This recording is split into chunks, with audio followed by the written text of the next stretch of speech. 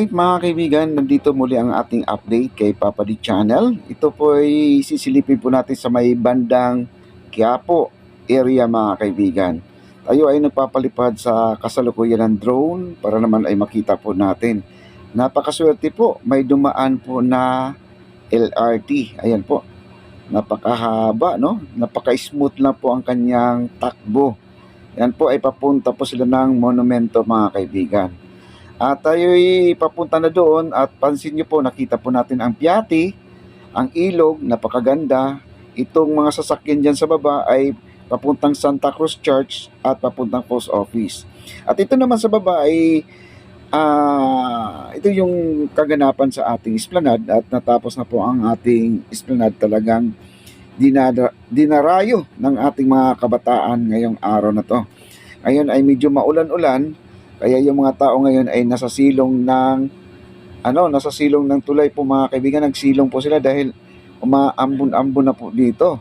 At napakaganda po talaga ng ating esplanade mga kaibigan. Sa mga ganitong oras, wala pa pong namamasyal. Masdan nyo, mamayang hapon, darating na po ang ating mga bisita. Dahil ngayong oras na to ay 2:00 pa lang ng tanghali, nakita nyo naman, napakadilim po ang ating paligid. Ayan, ang ating maestranza. Ayan po. Ito po ang likod. At ipakita ko po sa inyo, ito yung tulay na naputol guys. Malaking katanungan sa akin ito, no? Kasi bakit naman ay natenga?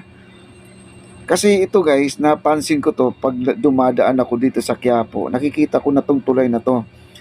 Kapanahunan pa ni Mayor Isko Moreno po ito guys, ang ating mayor, no? At hanggang ngayon ay ganyan pang hitsura. Di ko nga alam kung ito ay daanan ba na ng tao to o ano ba to? Daanan ng motor? Yan, inikot ko po ang aking camera at nakita po natin yung Piati, ating Carriedo Station ng LRT1, ang ating MacArthur. Yan po ang ating Santa Cruz Church mga kaibigan. Nakita nyo naman po natin. Napakagandang pagmasdan po itong lugar na to. Kakaiba. Wala pong katulad sa ibang lugar ito mga kaibigan. Nag-iisa lang po ito sa Pasig River. Grabe, napakaganda po guys. Yung bridge dyan nakikita po natin na kulay ginto. Ang ganda po ng ilaw guys. Yan po ang Manuel L. Quezon. Pagpuntang kaliwa, Quiapo Church. Pabalik, papunta dito sa may Arroceros Forest Park, mga kaibigan. At ito po ang ating baba. At pansinin nyo guys, wala pa gaanong tao. Kung nakikita natin sa drone kanina, ito yung baba niya, no? At napakaganda pala pag tayo ay nakababa mula doon sa taas. Ayan, no? Napakaganda po. Maaliwalas po ang ating pag-iisip dito. At talagang magtambay ka na magtambay dito, di po kayo makakaligtas po kayo sa inyong problema pag nakita nyo po itong pasyalan na to. Maganda po talaga. Yan At saka pansin ko guys, meron pong kulay itim dito sa ating bricks, no? Kasi minsan dito may vendors. Friday hanggang Sunday po meron po nagtitinda dito, may nagpiprito. At siguro naman ito ay mancha ng mantika. Siguro to guys, yung pansinin nyo guys. Yung itim dyan. Sayang naman pag hindi ito naingatan. At tuloy po natin ang ating tulay na putol. Ayan po. Bakit naputol po yan mga kaibigan? Dahil hindi pa po tapos yan guys, no?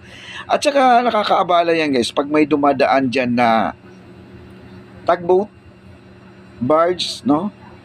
Baka naman ay magkakamali guys, baka sumasabit dyan, no, sa dalawang poste magkabilaan na yan. Ang ganda ng pagkagawa nito, kailang hindi pa tapos. Yun ang problema dyan. Sa tagal pa naman yan, no, mga ilang taon na yan, nandyan yan. Natahinga. Wala po tayong alam dyan kung ano po talaga ang problema o sa budget ba o sa contractor. Abangan na lang po natin at magtatanong po tayo kung anong problema dyan. Ayan, balikan po natin yung mancha dito. Ayan, ang ganda po ng ating drone shot, no? Pero sa baba, maganda pa rin. Walang pagkakaiba, taas o baba, napakaganda po ang ating esplanade. Ito yung mancha guys, oh. Siguro matatanggal to sa Joy, no? Yung pan pantanggal ng ano sa plato, yung panghugas. Ayan, may nagja-jogging. Wow. Ang dami na nila. Nag-hi pa sa akin. Oh. Napakaganda po talaga guys. At pansin ko dito guys, meron pong nanguhuli ng isda. Ayan o, may dala siyang net. At tinahagis mo niya sa tubig yan, yung lambat na yan. At meron na po siyang nahuhuli, kaya lang hindi niya inuuwi, pinamimigay lang din niya. Kasi dito guys, sa ating ilog, marami na pong isda dito. Nagpapakita na po sila ng gilas. Ayan, back tayo dito sa ating drone shot. Ayan po ang ating Metropolitan Theater. Wow. Medyo madilim na guys ang ating post office. Nandyan, yung may butas sa gitna. Ganda guys. Oh. Kita nyo naman ang ating Pasig River. Oh. Tahimik guys, no? Napakaganda po talaga. Ito po ay dapat ingatan ang ating Ilog Pasig. Napakaganda talaga, sobra. Pangalagaan, yung basura po natin talaga guys, itapon natin sa tama. At ayan si kuya, minsan yung paghahagis niya, minsan yung lambat niya may nakukuha siya ng mga basura. Ang ginagawa na lang din po niya sa basura, iniipon lang po niya kung wala siyang nakukuhang isda.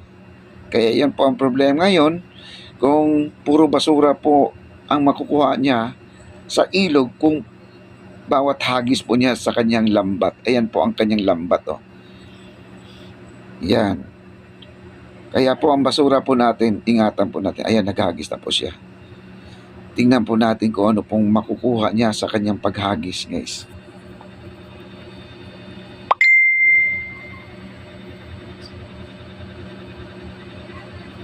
Yun na, oh. Tinataktak niya kasi minsan may sumasabit guys. Tingnan natin kung meron siyang nakuha. Parang wala. Wala nga. Bit-bit niya wala. Kaya balik tayo sa drone mga kaibigan. Lipad ulit tayo.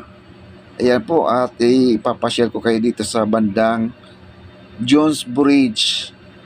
Ang ganda ng pakurbada natin sa ating esplanade guys. Napakaganda.